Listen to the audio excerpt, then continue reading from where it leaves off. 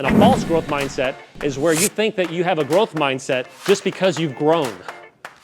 So if you were to ask someone, do you have a growth mindset? Everybody says yes. Every person you ask them to have a growth mindset, Bo the Dancing Monkey has a growth mindset. Well, why do you have a growth mindset? And they'll tell you, because look at all the ways that we've grown. And what we've discovered is shifting from a false growth mindset to a growth mindset means getting off of how you've grown and getting into how you're growing. So if you could hold your hand out, open hand. This essentially represents open-minded, and this represents closed-minded. Have you ever had a conversation with somebody that just tends to be like this? Yeah, how's that go? Not well. Yes, it can be frustrating. And oftentimes what I have found is when I'm talking to somebody like this, I end up being like this too. Frustration is a breadcrumb to where you are living in expectation, or another way of saying is where you are acting entitled.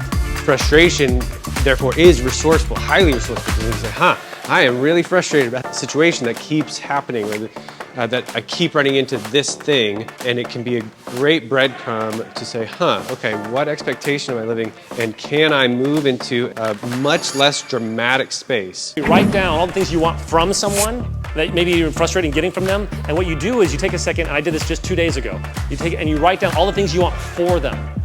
And what's amazing is the more dialed in you are to what you want for people, the more you get from people. And meta performers are fundamentally asking a different kind of question. They're not asking the question, how can I be the best? They're asking the question, what am I capable of? Do I not ask for help? Am I willing to accept help? A lot of us suck at accepting help. Not everybody, but just notice where that might even happen and how we might be avoiding or getting in our own way of achieving some of our dreams of what's outside our fence. That culture is everything, right? Culture is, if you can create the right culture, if you can create the right environment. In fact, Seth and I were talking, when you walk into this building, with the language, with the size, with the quality, it says something about the culture. And him and I were talking, I said, when I walked in, I have horrible posture these days, because all my work is like a monkey over, with the Zoom and a laptop.